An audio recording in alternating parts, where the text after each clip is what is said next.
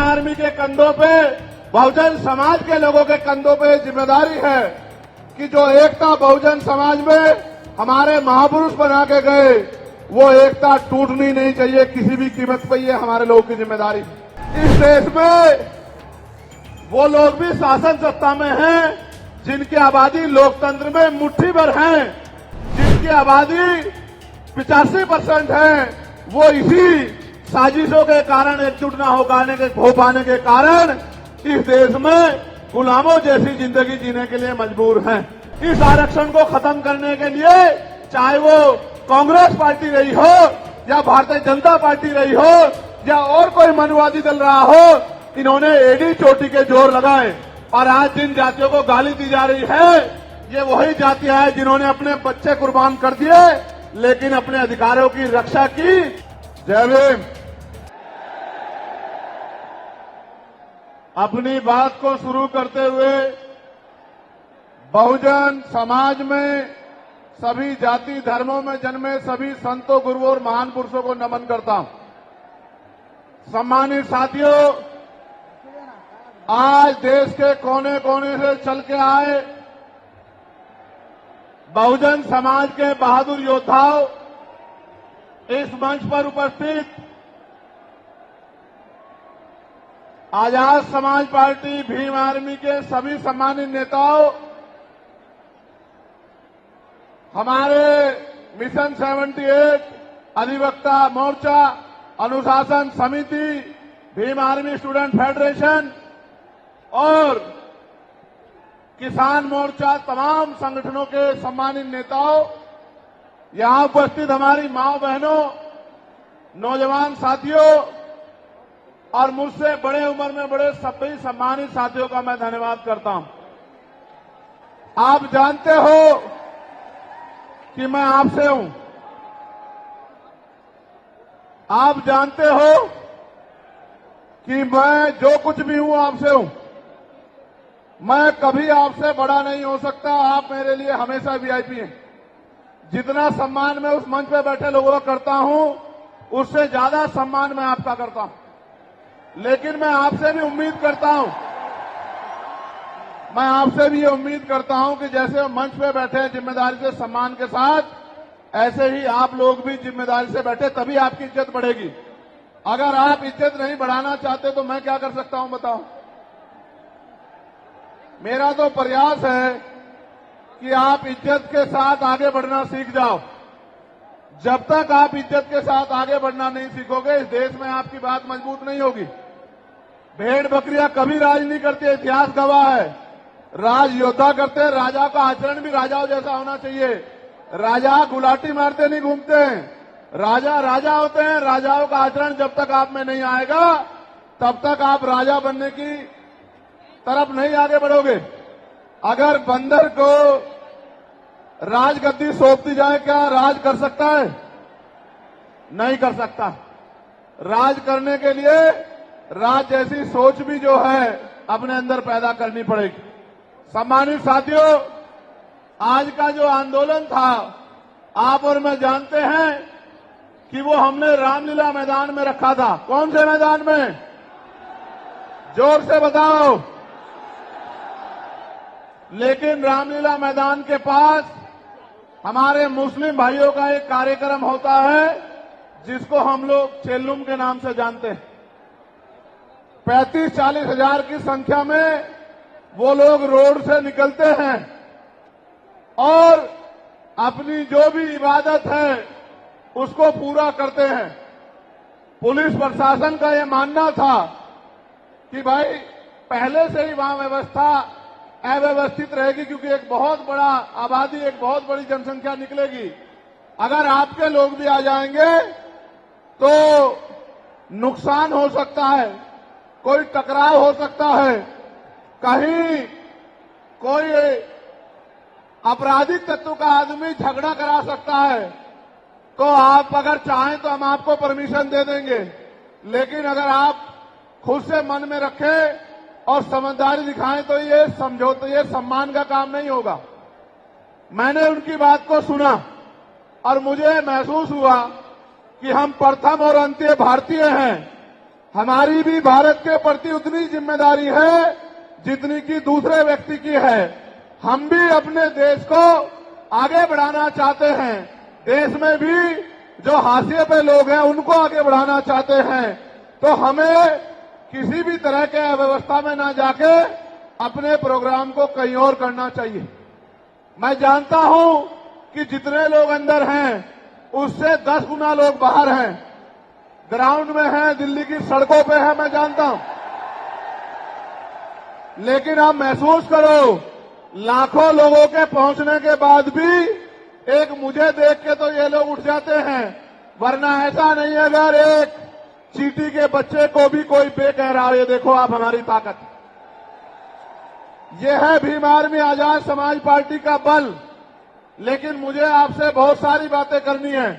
मैं अभी दूसरे देश में होके आया। मैं जब दूसरे देश में गया मुझे उम्मीद नहीं थी कि इतना प्यार और सम्मान मिलेगा। आप ये देखो, मैं ऑस्ट्रिया गया तो लगभग 10 देश के लोग आए मिलने के लिए। जब मैं इटली गया तो कम से कम 40 देशों के लोग मिलने के लिए आए। हर आदमी ये कहता था कि भैया मैं अपने राष्ट्र की तरफ से, अपने देश की तरफ से, वहां रहने वाले बहुजन समाज के लोगों की तरफ से पैगाम लेके आया हूं कि भाई चंद्रशेखर आजाद हमारे स्टेट में भी आए, हमारी कंट्री में भी पहुंचे और आके अपनी बात को रखें। मैंने उनको कहा कि मैं आपके बीच भविष्य में आऊंगा, लेकिन अभी 11 तारीख को हमारी रैली है। लाखों लाखों की संख्या में हमारे लोग वहां पहुंचेंगे, तो मुझे पहले उनके बीच पहुंचना है, उसके बाद मैं समय निकाल के आऊंगा। उन्होंने मेरी बात को माना और 3 दिन का कार्यक्रम करके मैं फिर आपके बीच आ गया। जब यहां पहुंचा तो पता लगा परमिशन और इस तरह की व्यवस्थाएं खराब हो रही हैं। फिर मैं धन्यवाद दूंगा हमारी दिल्ली की टीम का, भाई हिमांशु जी का, भाई महेश जी का, उनके सभी साथियों का, जैन साहब का, कसाना जी का, जिन्होंने, समीर भाई का, जिन्होंने दिन रात एक कर दिया और इस परमिशन को करा के, सीपी सिंह जी का कितना बढ़िया प्रोग्राम आप सब लोगों के लिए आयोजित किया। एक बार दोनों हाथ से तालियां बजा के दिल्ली की टीम का स्वागत करें। जब मैं दिल्ली का धन्यवाद कर रहा हूं तो देश भर में जहां से सबसे बड़ी ताकत हमें मिली है, मैं उत्तर प्रदेश की भी पूरी टीम का धन्यवाद करना चाहता हूं, क्योंकि हमारे हर एक आंदोलन में उत्तर प्रदेश अग्रणी रहता है। धन के आधार पे, संख्या के आधार पे उत्तर प्रदेश ने अपनी ताकत का एहसास पूरे देश को कराया है। तो मैं उत्तर प्रदेश के प्रदेश अध्यक्ष का, वहां हमारे राष्ट्रीय कमेटी के सभी साथियों का, जो राष्ट्रीय कोर कमेटी के लोग रहते हैं, प्रदेश के पदाधिकारियों का, जिला विधानसभा के संगठनों का, हमारे भीम आर्मी के प्रदेश अध्यक्ष जी का, सभी साथियों का भी बहुत बहुत धन्यवाद करता हूं। एक बार इनके लिए भी जोरदार ताली हो जाए। उसके बाद मैं और आप सब लोग मिलकर स्वागत करेंगे नगीना लोकसभा के लोगों का, जिन्होंने एक एक वोट डालकर आपकी ताकत को बनाने का काम किया। दोनों हाथ उठा के ताली बजा के स्वागत करें नगीना के लोगों का। नगीना के लोगों का धन्यवाद कर दूं? बताओ, कर दूं या नहीं कर दूं? बताओ, नगीना के लोगों की इज्जत करते हो नहीं करते हो? बताओ, नगीना के लोगों का सम्मान करोगे नहीं करोगे? बताओ, नगीना तुम्हारे दिल में है या नहीं है? बताओ। तो मैं नगीना के साथियों का भी बहुत बहुत धन्यवाद करता हूं। अब आज के जो आयोजक कमेटी है, मैं उनका भी धन्यवाद करता हूं। अब मैं आपसे आग्रह करूंगा कि मुझे आपसे बहुत जरूरी विषय पर बात करनी है।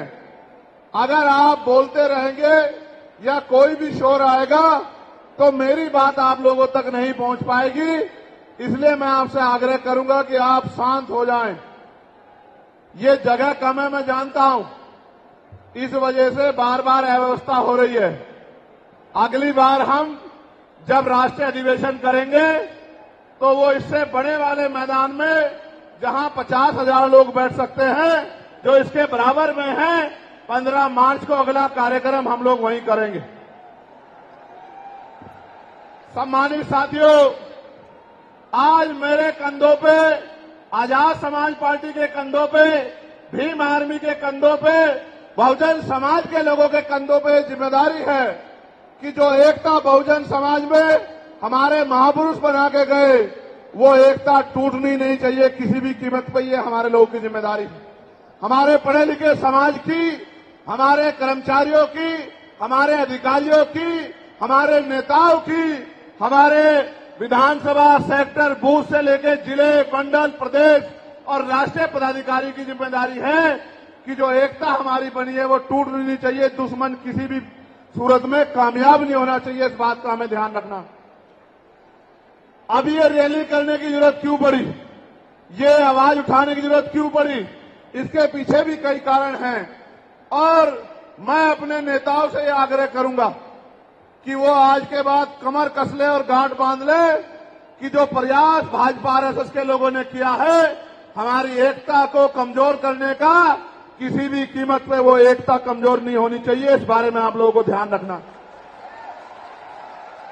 इस देश में वो लोग भी शासन सत्ता में हैं जिनकी आबादी लोकतंत्र में मुट्ठी भर है, जिनकी आबादी 85% है, वो इसी साजिशों के कारण एकजुट न हो पाने के कारण इस देश में गुलामों जैसी जिंदगी जीने के लिए मजबूर हैं।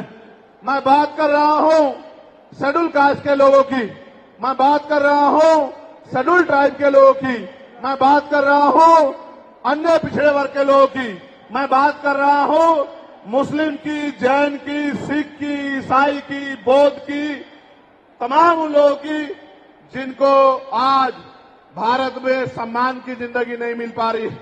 मैं बात कर रहा हूं महिलाओं की, मैं बात कर रहा हूं किसानों की, मैं बात कर रहा हूं मजदूरों की, मैं बात कर रहा हूं नौजवानों की। मैं पहले जो विषय है उस पर अपनी बात रखूंगा, फिर मुझे अपने दिल की बात आपको कहनी है। पहला जो विषय हमारा है, जिस पे हम लोग यहां इकट्ठा हुए हैं, उस पे हम लोग क्या करने वाले हैं, सरकार से हमारी क्या मांग है, सबसे पहले उस पे मैं अपनी बात रखूंगा। हमारी पहली मांग ये है कि 1931 के बाद इस देश में सभी जाति धर्मों के लोगों की जनगणना नहीं हुई है। जब तक जनगणना नहीं होगी तो ये नहीं पता लगेगा कि schedule caste, schedule tribe, backward के लोगों को कितनी उनकी आबादी और कितना सम्मान उनको मिल रहा है, कितनी हिस्सेदारी उनको मिल रही है। तो केंद्र सरकार जल्द से जल्द जातिगत जनगणना कराए। जब तक जातिगत जनगणना नहीं होगी तब तक सबसे पहले स्पष्ट ही नहीं होगा जो आज षड्यंत्र किया गया है और कुछ लोगों को जानबूझ के उनके मुंह से कहलवाया जा रहा है कि इस जाति का हिस्सा ये लोग खा रहे हैं, इस जाति का हिस्सा ये लोग खा रहे हैं, इस जाति का हिस्सा ये लोग खा रहे हैं। मैं चंद्रशेखर आजाद आपको वचन देके कहता हूं, अपने बहुजन समाज के सामने जातिवार जनगणना कराइए, उसके आंकड़े सार्वजनिक कराइए। अगर अंतिम पायदान पर रहने वाले, जिनको डीएससी के भाई कहा गया है, जो हमारा परिवार है, अगर उनका 1% आरक्षण भी पॉइंट के बराबर भी कमजोर पड़ रहा होगा तो मैं वचन देता हूं कि इससे बड़ी रैली उनके समर्थन में हम लोग करेंगे। मैं फिर आपसे कह रहा हूं, आप याद करो, जब से इस देश में आरक्षण व्यवस्था लागू हुई है, इस आरक्षण को खत्म करने के लिए चाहे वो कांग्रेस पार्टी रही हो या भारतीय जनता पार्टी रही हो या और कोई मनुवादी दल रहा हो, इन्होंने एड़ी चोटी के जोर लगाए। और आज जिन जातियों को गाली दी जा रही है, ये वही जातियां हैं जिन्होंने अपने बच्चे कुर्बान कर दिए लेकिन अपने अधिकारों की रक्षा की और आज भी इस देश में आरक्षण बचा हुआ है, नौकरियां बची हुई है, हिस्सेदारी बची हुई है, राजनीतिक व्यवस्था कायम है। लोकतांत्रिक व्यवस्था है तो धन्यवाद करना चाहिए उन जातियों का जिन्होंने अपने प्राणों का बलिदान दे दिया, लाठी डंडे खाए, गोलियां खाई, लेकिन अपने अधिकारों को छीनने नहीं दिया। सब लोगों को उनका धन्यवाद करना चाहिए। लेकिन दुश्मन का ये षड्यंत्र है और दुश्मन बड़ा समझदार है। दुश्मन जानता है कि 2 अप्रैल 2018 के बाद में ये दलित समाज एकजुट हो गया था। जब दलित समाज एकजुट हुआ तो वो ये सोचने लगे कि इनकी एकता को कैसे तोड़ा जाए। आप और मैं जानते हैं जब हम मुट्ठी बनकर रहेंगे तो कोई हमारे अधिकारों को नहीं छीन सकता। लेकिन जब जब हम बट जाएंगे, एक उदाहरण के तौर पे बताता हूं, अगर आप झाड़ू की सिक्कों को इकट्ठा कर दोगे, वो सिक्के जो हैं एकजुट हो जाएंगे, उनको बांध दिया जाएगा तो वो सारा कचरा साफ कर देंगे। लेकिन अगर वो जो सिक्के होते हैं, अगर आपने उनको अलग अलग कर दिया तो वो कचरा साफ नहीं कर पाएंगे, वो खुद कचरा बन जाएंगे, उनकी कोई हैसियत नहीं बनेगी। इसलिए हमारे महापुरुषों ने बहुजन समाज में भाईचारे की बात की। और आप महसूस करो, बाबा साहब अंबेडकर ने क्या नारा दिया? शिक्षित बनो, संगठित रहो और संघर्ष करो। हमें शिक्षित भी बनना है, संगठित भी होना है और अपने विरोधियों, बैरियों के खिलाफ संघर्ष भी करना है, अपने अधिकारों के लिए संघर्ष भी करना है। मैं जब देश के बाहर गया तो मैंने देखा कि वो लोग तरक्की कर रहे हैं, उनकी जिंदगी खुशहाल है, उनकी जिंदगी अच्छी बन रही है। लेकिन उनकी जिंदगी तो अच्छी बन रही है, लेकिन 75 साल की आजादी के बाद आज भी भारत में 80% लोग ऐसे हैं जो रोटी, कपड़ा, मकान से वंचित है, जिनको इज्जत की जिंदगी नहीं मिल रही। तो मैं ये देख रहा था, मुझे बड़ी खुशी हो रही थी। लेकिन जब मैं भारत की तरफ देखता हूं तो बड़ी निराशा हाथ लगती है। फिर ये महसूस करता हूं कि आज जो कुछ हमारे पास है वो हमारे महान पुरुषों की संघर्ष की वजह से है। अगर हमारे महान पुरुष संघर्ष नहीं करते तो जो आज हमें मिला है ये भी हमें किसी कीमत पे नहीं मिलता। आप जानते हैं, हमेशा आरक्षण के खिलाफ, चाहे सुप्रीम कोर्ट हो या मनुवादी दल हो, सब लोगों ने आरक्षण को समाप्त करवाने के लिए एड़ी चोटी के जोर लगा दिए। और इसका सबसे बड़ा हमला इस पे कब हुआ? जब 10% EWS लागू हुआ। मुझे माफी चाहते हुए कहना है कि हमारे दलों ने भी हाथ उठा के, जो हमारे पूर्व के दल थे, उनका समर्थन किया, जबकि वो आरक्षण पे सबसे बड़ा हमला था। अगर उसी दिन हम लोगों ने सड़कों पर निकल के अपनी आवाज को उठाया होता तो किसी की मां ने दूध नहीं पिलाया होता कि वो दोबारा आरक्षण पे हमला करने के बारे में सोच लेता। ये भाजपा के लोग जो सत्ता में बैठे हैं, इन्होंने वोट तो आपसे हमसे ली धर्म के नाम पे, भाईचारे के नाम पे, लेकिन सत्ता में आके ये लोग अपने लोगों का काम करने लगे, अपने महापुरुषों की विचारधारा को आगे बढ़ाने लगे और हम लोग रोटी रोटी के लिए मोहताज लोग, जुल्म जाति के शिकार लोग परेशानी की जिंदगी जीने लगे। मैं चाहता हूं कि जो जिंदगी हमारे लोग ऑस्ट्रेलिया में जी रहे हैं, ऑस्ट्रिया में जी रहे हैं, इटली में जी रहे हैं, यूरोप में जी रहे हैं, पूरे अमेरिका में जी रहे हैं, कनाडा में जी रहे हैं, हॉलैंड में जी रहे हैं, नीदरलैंड में जी रहे हैं, ऐसी जिंदगी की व्यवस्था भारत में भी हो। लेकिन ये तभी संभव है जब राजनीतिक शक्ति हमारे पास हो। अगर राजनीतिक शक्ति भाजपा और कांग्रेस के पास रहेगी तो हम लोग इज्जत की जिंदगी देश में नहीं जी सकते। इस बात को आप लोग मेरी ध्यान रखना। ये मैं नहीं कह रहा हूं, ये बाबा साहब अंबेडकर ने कहा, political power is the master की। राजनीतिक सत्ता वो चाबी है जो आपकी सारी परेशानियों का हल कर देगी। और राजनीतिक सत्ता जिनके पास है, उनके लोग हजारों हजारों करोड़ रुपए लेके भाग जाते। उनके लोग, उनके पूंजीपतियों के लाखों लाखों करोड़ रुपए माफ कर दिए जाते। लेकिन अगर आपका 10,000 रुपए का बिल भी बाकी हो तो 10,000 रुपए का बिल भी अगर आप नहीं दोगे तो मुकदमा लिख के आपको जेल भेजने का काम सरकार कर देगी और आपके घर की कुर्की भी करा देगी। आप किसानों का, मजदूरों का हाल देख लो, आप नौजवानों का हाल देख लो इस देश में क्या है। तो हमारी सबसे बड़ी मांग ये है, आप समर्थन करके बताना कि आप इस पर सहमत हो या नहीं हो। बताओ, जातिवार जनगणना होनी चाहिए नहीं होनी चाहिए? एक सुर में बताओ, होनी चाहिए नहीं होनी चाहिए? साथ साथ इस देश में जातिवार जनगणना के साथ साथ जितने भी सरकारी संस्थान हैं, चाहे वो जुडिशरी हो, जहां से हमारे खिलाफ लगातार फैसले आते हैं, चाहे वो आर्मी हो, चाहे वो और कोई सरकारी संस्था हो, सब लोग सब जगह पे आरक्षण व्यवस्था लागू होनी चाहिए। बताओ, होनी चाहिए नहीं होनी चाहिए? दोनों हाथ उठा के बताओ, होनी चाहिए नहीं होनी चाहिए? बहुत अच्छी बात। साथ साथ हमारी ये भी मांग है, जो मैंने पार्लियामेंट में भी उठाई, कि निजी क्षेत्रों में आप इस बात को समझो गौर करके, इस देश में 2% सरकारी नौकरियां, कितने परसेंट? जोर से बताओ। 98% प्राइवेट सेक्टर है। कुछ ऑर्गेनाइज है, कुछ अनऑर्गेनाइज है। आप ये देखो, 2% में तो बंटवारा है, लेकिन 98% पे पुरानी सत्ता वाले लोग और आज की सत्ता वाले लोग सांप की तरह कुंडली मार के बैठे हैं। ना वहां SC ST के लोगों का कोई प्रतिनिधित्व है, ना OBC के लोगों का है, ना ही मुस्लिम लोगों का है। तो हमारी मांग ये भी है कि अब समय आ गया है कि निजी क्षेत्रों में भी आरक्षण की व्यवस्था होनी चाहिए। होनी चाहिए नहीं होनी चाहिए? बताओ, दोनों हाथ उठा के बताओ, जोर से बताओ, होनी चाहिए नहीं होनी चाहिए? Very good, very good. साथ साथ हमारी ये मांग है कि प्रमोशन में रिजर्वेशन भी इस देश में लागू होना चाहिए।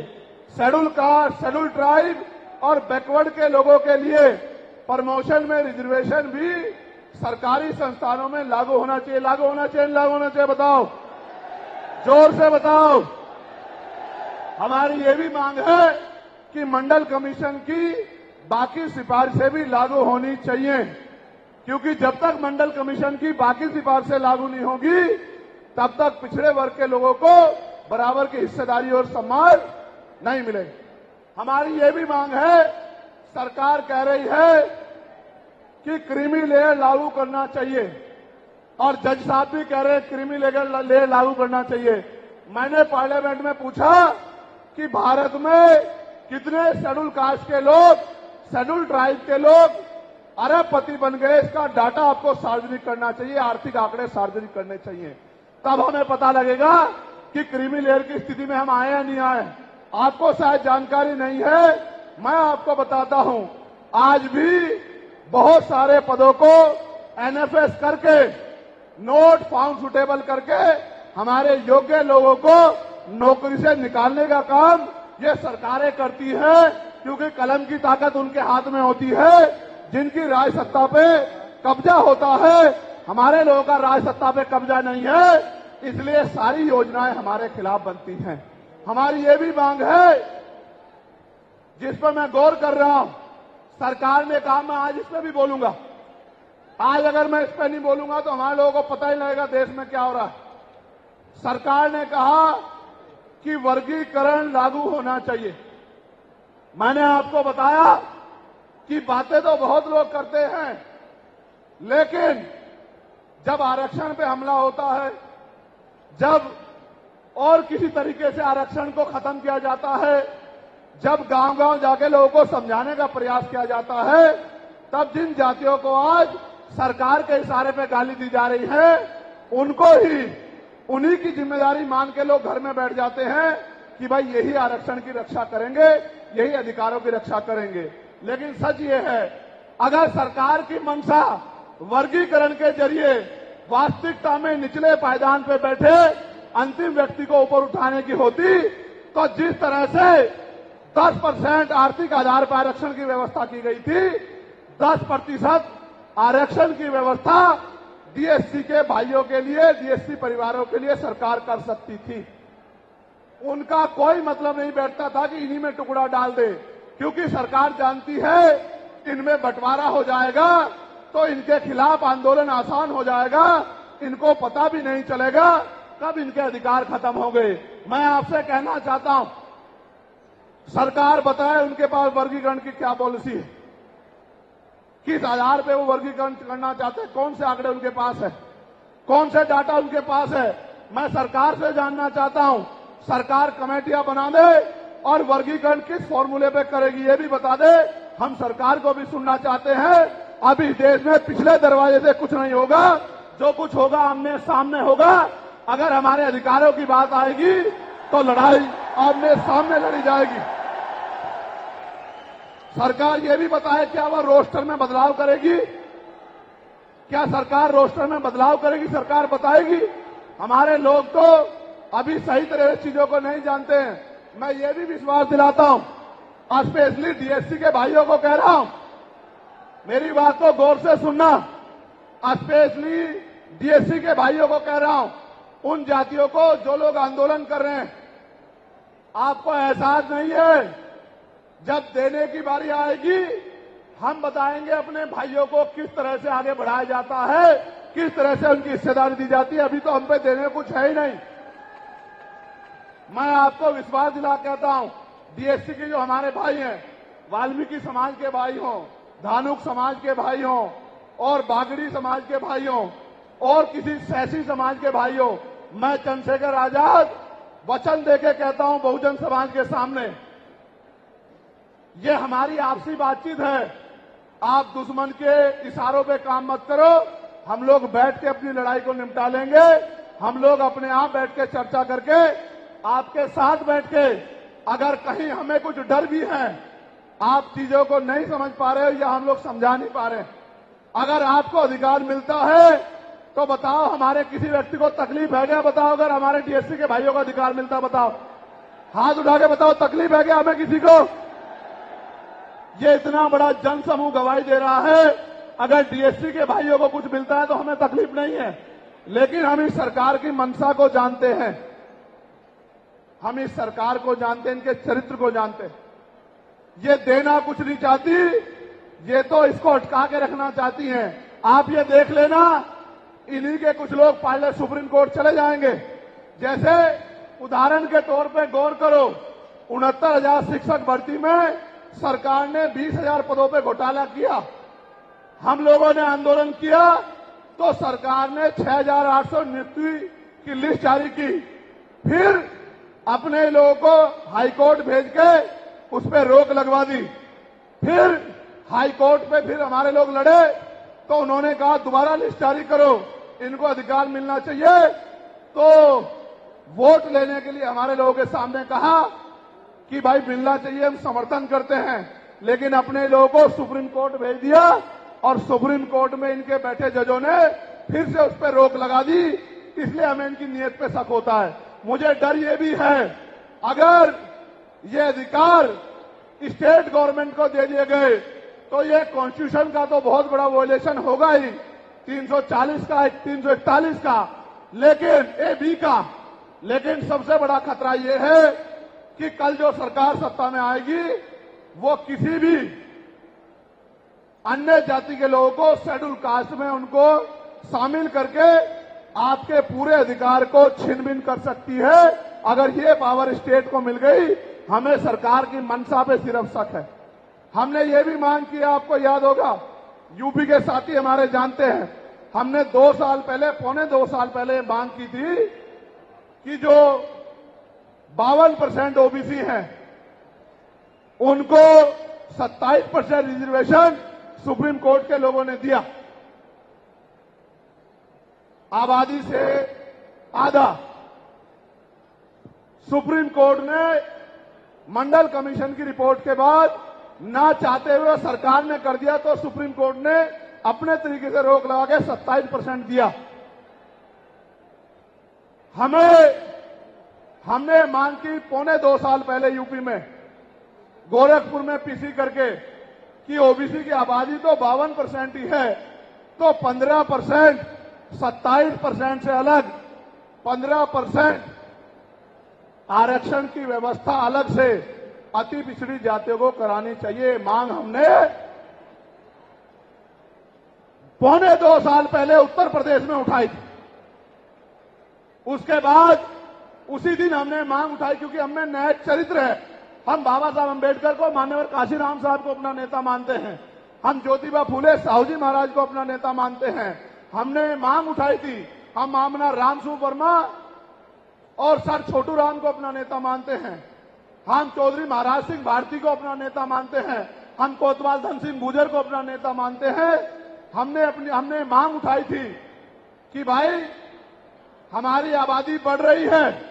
2011 के बाद जनगणना नहीं हुई और जो जनगणना हुई उसके आंकड़े जारी नहीं हुए। इसलिए हम लोग मांग करते हैं कि जिन जातियों को अवसर नहीं मिले, पहले तो उनको तैयार किया जाए और फिर उनको 5% अतिरिक्त आरक्षण शेड्यूल कास्ट में 15% अतिरिक्त देकर उनको मुख्य धारा में लाया जाए। जब हम 2 साल पहले इसकी मांग कर रहे हैं तो हम डीएससी के भाइयों के विरोधी कैसे हो सकते हैं, आप लोग बताओ। तब तो वो आंदोलन भी नहीं चला रहे थे। हम तो आंदोलन चला के मांग कर रहे थे कि मिलना चाहिए, मिलना चाहिए। लेकिन मैं आज भी कहता हूं, हमारी ये मांग है कि अब समय आ गया देश में कि आरक्षण की सीमा बढ़ाई जानी चाहिए, आरक्षण की कैप खत्म की जानी चाहिए और 100% रिजर्वेशन इस देश में लागू होना चाहिए। जिसकी जितनी संख्या भारी, उसकी उतनी हिस्सेदारी का लाभ उनको मिलना चाहिए। आप फिर कह रहा हूं, जातिगत जनगणना कराओ और 100% आरक्षण करो। मैं तो स्वर्ण जातियों का सबसे बड़ा हितैषी हूं, उनको 10% आरक्षण क्यों दे रहे हो? मेरी ये मांग है। मैं तो अपने लोगों के आरक्षण में से भी उनके लिए मांग करता हूं। उनकी आबादी तो 15% भी नहीं है। मैं ये कहता हूं कि उनका अलग से ब्लॉक बना के उनको 20% आरक्षण सरकार को देना चाहिए और 80% आरक्षण को SC, ST, OBC के लिए फ्री कर देना चाहिए। जबकि काशीराम साहब तो 85% की बात करते थे, लेकिन मैं समझता हूं कि उनमें भी लोग गरीब हैं, इसलिए मैं उनका 5% और बढ़ा रहा हूं। लेकिन पहले देश को ये तो बता दो, जातिगत जनगणना करा के, कि भाई अभी तक उनका प्रतिनिधित्व कितना है, अभी तक उनकी सरकारी नौकरियों में हिस्सेदारी कितनी है और कितनी कमी उनकी है जो आपने 10% उनको दे दिया। आज हम लोग एक और मांग भी उठाते हैं कि कास्ट का आरक्षण बढ़ा के उसकी संख्या के आधार पे 25% करना चाहिए। बताओ सहमत हो नहीं सहमत हो? जोर से हाथ उठा के, दोनों हाथ उठा के बताओ सहमत हो नहीं सहमत हो? तो ये हमारी वो मांगे हैं जिनके लिए आज हम लोग यहां इकट्ठा हुए हैं। और हम इकट्ठा नहीं हुए आज तो मजबूरी या अपने देश से प्यार था कि हमने अपने आंदोलन को बदलाव कर लिया। अगली बार अधिवेशन तो होगा इंदौर में, लेकिन जब होगा तो इस बार एक और बड़ा आंदोलन रामलीला मैदान में, और रामलीला मैदान से अपनी ही पार्लियामेंट का घेराव करके अपनी मांगों को उठाने के लिए हम लोग करेंगे। बताओ मदद करोगे नहीं करोगे?